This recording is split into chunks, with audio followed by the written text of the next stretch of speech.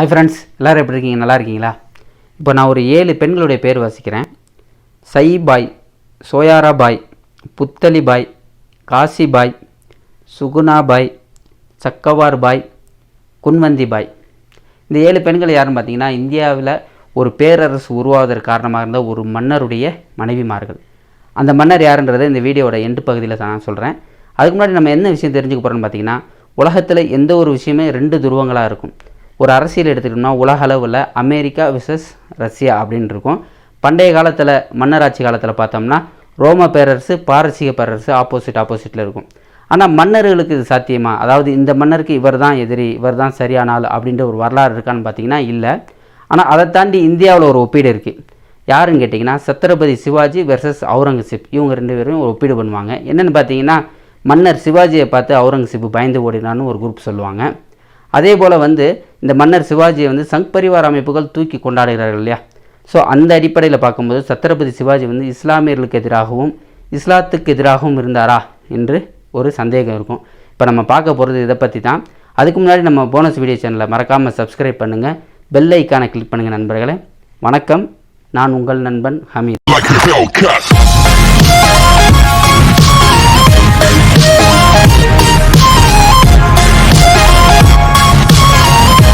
மன்னர் சிவாஜியை பற்றி ஒரு 5 ஹைலைட்ஸாக பார்க்க போகிறோம். யார் இந்த சிவாஜி? சிவாஜியின் தந்தையை காப்பாற்றிய மன்னர் ஷாஜகான், சிவாஜி நடத்திய கொரில்லா தாக்குதல், மன்னர் சிவாஜிக்கும் மன்னர் அவுரங்கசீப்புக்கும் என்ன பிரச்சனை, இஸ்லாத்திற்கு எதிராக சிவாஜி என்ன செய்தார், இப்படின்னு 5 டாப்பிக்கில் தான் பார்க்க போகிறோம். யார் இந்த சிவாஜி? 1627ஆம் ஆண்டு மன்னர் சிவாஜி பிறக்கிறாரு. சிவாஜியுடைய முழு பேர் சிவாஜிராஜ் போன்ஸ்லே. இவருடைய தந்தை பேர் சாகாஜி போன்ஸ்லே. இவருடைய தந்தை எங்கே பணி செய்கிறாருன்னு பார்த்தீங்கன்னா, பீஜப்பூர் சுல்தான் ஆதில் ஷாட்டை தளபதியாக பணிபுரிகிறார். சிவாஜியின் தந்தையை காப்பாற்றிய மன்னர் ஷாஜகான். இது எப்படி சாத்தியம் அப்படின்னு பார்த்தீங்கன்னா, சிவாஜிக்கு ஒரு 16-17 வயதாக இருக்கும்போது என்னென்னா, அவர் சிறு படையை கொண்டு என்ன செய்கிறாருன்னா, அதாவது பீஜப்பூர் சுல்தானியத்துக்கு உட்பட்ட சில பகுதிகளை கைப்பற்றுறாரு. இது மன்னர் ஆதில் ஷாக்கு அந்த செய்தி போக கடும் கோபம் அடைகிறாரு. ஏன்னா சின்ன பையன் சில நம்மளுடைய பகுதியில் கைப்பற்றுறாரு அப்படின்னு சொல்லிட்டு சிவாஜியோடைய தந்தைகிட்ட சொல்கிறாரு, உன் மகனை கூட்டு வா அப்படின்னு சொல்லிட்டு. இந்த தகவல் சிவாஜிக்கு கொண்டு செல்லப்படுது. சிவாஜி நான் வர முடியாது, பார்க்க முடியாதுன்னு சொல்லி மறுத்து விடுகிறார். இதனால் கோபம் அடைஞ்ச அந்த மன்னர் ஆதில் ஷா என்ன செய்கிறாருன்னு பார்த்தீங்கன்னா, சிவாஜியோடைய தந்தையை சிறையில் அடைச்சிடுறாரு. இந்த தகவல் தெரிஞ்சவொடனே சிவாஜி சும்மா இருப்பாரா? என்னடா தந்தையவே சிறையில் அடைச்சி மன்னர் சிவாஜி சும்மா இருப்பாரா அப்படின்னு பார்த்தீங்கன்னா, என்ன செய்கிறாருன்னு பார்த்தீங்கன்னா, முகலாய பேரரசர் ஷாஜகானுக்கு கடிதம் எழுதுறாரு. இந்த மாதிரி நாங்கள் உங்களுக்கு முழு ஆதரவு தரோம், என்னுடைய படையும் நானும் உங்களுக்கு ஆதரவாக இருப்போம், என்னுடைய தந்தையை ஆதில் ஷா கைது பண்ணி சிறையில் வச்சிருக்காரு, விடுதலை பண்ணி கொடுங்க அப்படின்னு சொல்லிட்டு கடிதம் எழுதுறாரு. கடிதம் எழுதின தகவல் ஆதில் ஷாக்கு தெரிய வர என்ன ஆகுது, உடனடியாக சிவாஜியுடைய தந்தையை விடுதலை செஞ்சிடறாரு. ஸோ இதனால் இதை விட ஆதில் ஷா மன்னர் ஷாஜகானுக்கு பயந்து இவருடைய தந்தையை சிவாஜியுடைய தந்தையை விடுதலை செஞ்சிடறாரு. மூன்றாவதாக சிவாஜி நடத்திய கொரில்லா தாக்குதல். இது இல்லாமல் சிவாஜியுடைய வரலாறே இல்லைன்னு சொல்லலாம். இந்த கொரில்லா தாக்குதல் இல்லாமல் இது எப்படின்னு பார்த்தீங்கன்னா, பீஜப்பூர் மன்னர் ஆதில் ஷா மரண தருவாயில் இறந்து போயிடுறாரு. அதாவது நோய்வாய்ப்பட்டு இறந்துடுறாரு. இறந்த உடனே என்ன ஆகுதுன்னு பார்த்தீங்கன்னா, அவருடைய மன்னர் ஆட்சிக்கு வராரு. முழு பொறுப்பும் யார் கையில் போகுதுன்னு பார்த்தீங்கன்னா, தளபதியான அப்சல் கான்ட்ட முழு பொறுப்பும் போகுது. இவர் வந்தவொடனே என்ன முடிவு செய்கிறாரு, தொல்லையாக இருக்கக்கூடிய சிவாஜியை போட்டு தள்ளணும்னு முடிவு பண்ணி பெரும் படையை திரட்டி கொண்டு சிவாஜியை நோக்கி போகிறாரு. இந்த தகவல் சிவாஜிக்கு வருது. இந்த மாதிரி அப்சல் கான் படையெடுத்து வரக்கூடிய விவரம் சிவாஜிக்கு வருது. சிவாஜி முடிவு பண்ணிடுறாரு, சிறு படையான நம்ம அப்சல் கானை ஜெயிக்க முடியாது அப்படின்னு முடிவு செஞ்சு என்ன செய்கிறாரு, அப்சல் கான்ட்ட பேச்சுவார்த்தைக்கு ரெடி ஆகிறாரு. உடனடியாக அப்சல் கான்ட்டு இந்த தகவல் தெரிவிக்கப்படுது. அப்சல் கானும் பேச்சு வர்றதுக்கு ரெடி சொல்கிறாரு, ஓகே நம்ம பேசிக்கிடுவோம் அப்படின்ட்டு. அப்போ பேசும்போது என்ன கட்டுப்பாடு அப்படின்னு பார்த்தீங்கன்னா, 2 பேருமே சந்திக்கும் போது நிராயுதபாணியாக சந்திக்கணும், எந்த கையில் எந்த ஆயுதம் இருக்கக்கூடாதுன்றதான் உடன்பாடு. உடனடியாக நைட்டில் ஒரு இடத்துல சந்திக்கிறாங்க. ஆனால் சிவாஜி புலிநகத்தோடு போகிறாரு. அப்சல் கான் எந்த ஒரு ஆயுதமே இல்லாமல் நிராயுதபாணியாக வர்றாரு. 2 பேரும் சந்தித்த உடனே சண்டை போட ஆரம்பித்து சண்டையின் இறுதியில் தன்னுடைய புலிநகத்தால் சிவாஜி அப்சல் கானை கொண்டு விடுகிறார். உடனடியாக பீஜப்பூர் சுல்தானியம் ஆட்டங்கானது, பலவீனமாயிருது. பெரும்பாலான பகுதிகளை சிவாஜி கைப்பற்றி வச்சுக்கிறார். இதுக்கிடையில் மன்னர் சிவாஜிக்கும் அவுரங்கசீப்புக்கும் என்ன பிரச்சனை ஆகுதுன்னு பார்த்தீங்கன்னா, இவர் பீஜப்பூர் சுல்தானிய பகுதியிலும் கைப்பற்றணும் இல்லாமல் முகலாய பேரரசுக்கு உட்பட்ட பகுதியிலும் கைப்பற்ற ஆரம்பிச்சிடறாரு. அதில் ஒரு பகுதி தான் அவுரங்காபாத். இதை கைப்பற்றின உடனே என்ன ஆகுதுன்னு பார்த்தீங்கன்னா, அவுரங்கசீப்பு கோபம் அடைஞ்சிடறாரு சிவாஜி மேலே. உடனடியாக தன்னுடைய உறவினரும் தளபதியுமான ஷைஸ்தா கான், இவர் பெரிய வீரர், இவரை அனுப்புகிறாரு சிவாஜியை ஒடுக்குவதற்கு. இவர் படையெடுத்து போகிறாரு. சிவாஜிகிட்ட இருந்த பல பகுதிகளை வந்து கைப்பற்றுறாரு. அதில் முக்கியமான இடம் வந்து பூனா. இந்த பகுதியில் வந்து இவர் தங்கியிருக்காரு ஷைஸ்தா கான். சிவாஜி சும்மா இருப்பாரா? என்னடா இழந்த பகுதியில் மீட்கணும் இல்லையா? தந்திரம் மூலம் வேலை செய்து என்ன செய்யலாம்?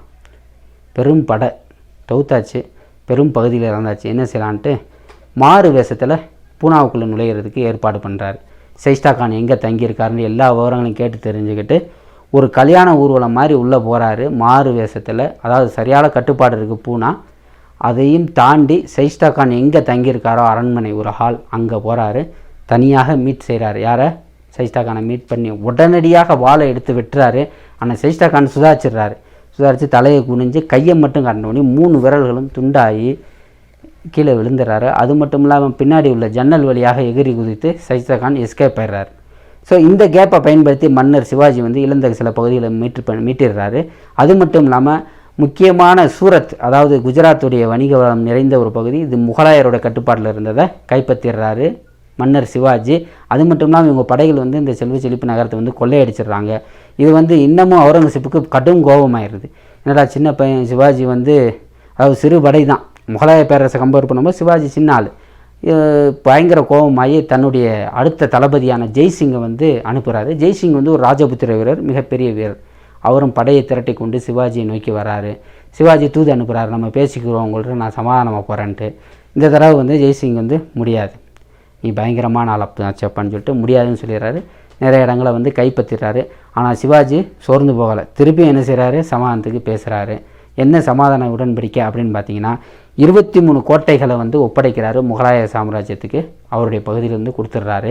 கிட்டத்தட்ட 4 லட்சம் மதிப்புள்ள தங்கங்களையும் கொடுக்குறாரு. அது மட்டும் இல்லாமல் தன்னுடைய மகனையும் இந்த முகலாய படை இருக்குல்லையே அதில் வந்து சேர்த்து விடுற உங்களுக்கு உதவிகரமாக என் மகன் இருப்பார் அப்படின்னு சொல்லிட்டு. ஸோ இதன் அடிப்படையில் ஒப்பந்தம் போடப்படுது. ஜெய்சிங் வந்து சிவாஜி மகனையும் அவுரங்கசீப்பை மீட் பண்ணுறதுக்காக ஆக்ராவுக்கு போகிறாங்க. அங்கே போகிற இடத்துல சிவாஜிக்கு நல்ல வரவேற்பு கொடுக்கப்படுது. அது மட்டும் இல்லாமல் ஒரு 5000 படை வீரர்கள், அதாவது குதிரைப்படை வீரர்கள் கொண்ட ஒரு இராணுவத்திற்கு வந்து சிவாஜியை வந்து தளபதியாக நியமிக்கிறாங்க. ஆனால் சிவாஜி அதை ஏற்றுக்கிற மாட்டேன்ட்டார். நான் ஒரு பெரிய ஆள், எனக்கு வந்து ஒரு 10,000 குதிரை வீரர்கள் கொண்ட இராணுவத்திற்கு வந்து என்னை தளபதி ஆக்குங்கன்றாரு. ஆனால் வந்து மன்னர் அவுரங்கசீப் அதை ஏற்றுக்கிறல. அதுவும் இல்லாமல் மன்னருடைய பேச்சு கட்டுப்படலன்ற குற்றச்சாட்டு அடிப்படையிலையும் அவரையும் அவர் மகனையும் வந்து சிறையில் அடைச்சிடுறாங்க. சிறையில் அடைச்சவொடனே சோர்ந்து போகலை சிவாஜி. அடுத்த கட்டம் என்ன செய்யணும் அப்படின்னு முடிவு பண்ணுறாரு. அங்கே உள்ள காவலாளிகள்கிட்டலாம் நல்ல விதமாக நடந்துக்கிறாரு. ரொம்ப அன்போடையும் விசுவாசத்தோடையும் நடந்துக்கிறாரு. ஒரு கட்டத்தில் அவருக்கு உடம்பு சரியில்லாமல் போகுது. இந்த செய்தி மன்னர் அவுரங்கசீப்புக்கு கொண்டு செல்லப்படுது. இந்த மாதிரி மன்னருக்கு உடம்பு சரியில்லை சிவாஜிக்கு அப்படின்ட்டு உடனடியாக மருத்துவ உதவிகள்லாம் செய்யப்படுது. அப்போ வந்து சிவாஜி சார்பாக ஒரு கோரிக்கை வைக்கப்படுது. இந்த மாதிரி நாங்கள் அன்னதானம் செய்யணும், அதாவது உணவுகளையும் பழங்களையும் நாங்கள் இங்கே சிறையில் பூஜை செய்து வெளியே மக்களுக்கு அன்னதானம் செய்யணும், அப்போ தான் வந்து இங்கே நோய் நீங்கும் அப்படின்னு சொல்லிட்டு ஒரு தகவல் சொல்லப்படுது. உடனடியாக அதுக்கும் மன்னர் அவுரங்கசீப் வந்து பெர்மிஷன் கொடுக்குறாரு. பழங்கள் தினமும் வந்து காலை மாலை வேளையில் பழங்களும் உணவுகளும் இங்கே சிவாஜிகிட்ட வரும், பூஜை செய்யப்படும், பின்னாடி மக்களுக்கு வெளியே போய் அன்னதானமாக வழங்கப்படும். இந்த தொடர்பு வந்து ரொம்ப நாளாக நடந்துக்கிட்டு இருக்குது. இந்த கேப்பில் என்ன ஆகுதுன்னு பார்த்தீங்கன்னா, சிவாஜி உள்ள சிறைக்காவலர்கள் நல்லா பழகிறாரு, பழைய ஆளாகிறாரு இல்லையா. இந்த அடிப்படையில் அவர் மீது நம்பிக்கையும் வந்துடுது. வெளியே போகிற பொருட்கள் வரகளை வந்து காவலாளிகள் செக் செய்ய மாட்டாங்க, ஆட்டோமேட்டிக்காக போகவும் வரும். இந்த கேப்பை பயன்படுத்தி என்ன செய்கிறாரு சிவாஜி, பழக்கூடைக்குள்ளே ஆளுக்கு அதாவது மகன் ஒரு பழக்கூடையிலையும் சிவாஜி ஒரு பழக்கூடையிலும் உள்ளே உட்காந்துக்கிறாங்க. சிவாஜி அணிந்திருந்த மோதிரத்தை இன்னொரு நபருக்கு கையில் மாட்டி விட்டு அந்த மோதிரம் தெரிகிற மாதிரி படுக்கையில் படுக்க வச்சுட்டு அந்த கூடைக்குள்ளே ஒளிஞ்சு வெளியே எஸ்கேப் ஆயிடுறாங்க. கிட்டத்தட்ட ஆக்ராவிலிருந்து அவருடைய பகுதியான ராய்காட்டுக்கு வருவதற்கு 6-7 மாதங்களாக சிவாஜிக்கு ஆகிவிட்டது. அப்போ வந்து தான் 1674ஆம் ஆண்டு மராத்திய பேரரசை வந்து அவர் அமைக்கிறாரு. கிட்டத்தட்ட 1680ஆம் ஆண்டு அவருக்கு ரொம்ப உடம்பு சரியில்லாமல் போயிடுது. அப்போ அவர் மரணம் அடைஞ்சிறார். இவ்வளோ தான் அவுரங்கசீப்புக்கும் சிவாஜிக்கும் உள்ள பிரச்சனைங்க. அது மட்டும் இல்லாமல் அடுத்ததாக நம்ம பார்க்குறது என்னென்னு பார்த்தீங்கன்னா, இஸ்லாத்துக்கு எதிராக சிவாஜி என்ன செய்தார்னு தான் பார்க்க போகிறோம். சிவாஜியோடைய அப்பா பேர் என்ன? சாகாஜி. இது யாருடைய பேருன்னு கேட்டிங்கன்னா, சாகா ஷரீப்ஜி அப்படின்ற ஒரு சூஃபி துறவி இருக்கார், இஸ்லாமிய துறவி. அவருடைய பேரை தான் வந்து சிவாஜியோடைய அப்பாவுக்கு வச்சுருக்காங்க, சாகாஜின்று. பெரியப்பா இருக்கார்லே, அவருக்கு வந்து ஷரீப்ஜின்னு சொல்லி வச்சுருக்காரு. அதே போல் சிவாஜியும் வந்து என்னென்னு பார்த்தீங்கன்னா, அகமதாபாத்தில் ஒரு பெரிய தர்காவுக்கு தன்னுடைய இடத்த வந்து தன்னுடைய ஆட்சிக்கு உட்பட்ட பகுதியில் வந்து ஒரு இடத்தையே அன்பளிப்பாக கொடுத்துருக்காரு. அது மட்டும் இல்லாமல் ரொம்ப பார்த்திங்கன்னா போகிற இடங்கள், அதாவது சிவாஜி வெற்றி பெற்று போகிறார் இல்லையா, இந்த இடங்களில் முதல்ல என்ன செய்வார்னு கேட்டிங்கன்னா, மசூதிகளுக்கும் இஸ்லாமியர்கள் வாழக்கூடிய பகுதிகளுக்கும் தான் பாதுகாப்பு அதிகமாக வச்சுருப்பாங்க. ஏன்னா ஒருவேளை முகலாயர்னு நினச்சோ இல்லது இஸ்லாமியர்கள் வெறுப்புக்குரியவர்கள்னு நினச்சி படைகள் தாக்கிடக்கூடாதுன்றதில் ரொம்ப கவனமாக இருந்திருக்காரு. அது மட்டும் இல்லாமல் என்ன ரொம்ப முக்கியமாக பார்த்திங்கன்னா, இந்த அப்சல் கானை கொரில்லாவில் தாக்குறாரு இல்லையா, அதை புலிநகத்தை கொண்டு போய் அப்சல் கானை போட்டு தள்ளுறாரு இல்லையா, இதுக்கு வந்து உதவியாக இருந்தது ஒரு இஸ்லாமிய நண்பர் தான் சிவாஜிக்கு உதவிகரமாக இருந்திருக்காரு. இன்னும் சொல்லப்போனால் ஆக்ராவிலேருந்து சிறையிலேருந்து வெளியே வராரு பாருங்க, அப்பையும் அவருக்கு உதவியாக இருந்தது ஒரு இஸ்லாமிய நண்பர் தான் அப்படின்றது வரலாற்றில் பதிவு செய்யப்பட்டிருக்கு நண்பர்களே.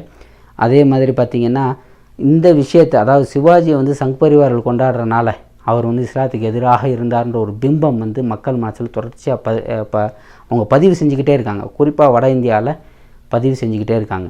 இதனால் இஸ்லாமியர்கள் மீது தனிப்பட்ட வெறுப்புகளை இந்து மக்கள் மத்தியில் உருவாக்க முடியுன்ற அடிப்படையில் தான் இருக்கும் அப்படின்னு நினைக்கிறேன். ஆனால் உண்மை என்னென்னு பார்த்திங்கன்னா, வரலாற்றில் அப்படி கிடையாது. அதுக்காகத்தான் நம்ம வரலாறை தெரிஞ்சுக்கிறணும். சிவாஜி எப்படிப்பட்டவர், அவுரங்கசீப் எப்படிப்பட்டவர் அப்படின்றது தெரிஞ்சிருக்காகத்தான் வரலாறை நம்ம பார்க்கணும் அப்படின்ற அடிப்படையில் இந்த வரலாற்றை சொல்லியிருக்கு. இன்னும் ரொம்ப முக்கியமாக சொல்லணும்னா, தொடர்ச்சியாக சிவாஜி ஒரு சிறிய ஒரு ஆளாக இருந்து தான் சோர்வடையாத முயற்சி, அது நமக்கு மிகப்பெரிய படிப்பனை இருக்குங்க. அவர் ஆதில் ஷா மன்னர் கூப்பிட்டவனையுமே தந்தைக்காக போயிருந்தார்னா, கிட்டத்தட்ட 150 ஆண்டு காலம் இந்தியாவில் மராத்திய பேரரசு இருந்திருக்கு.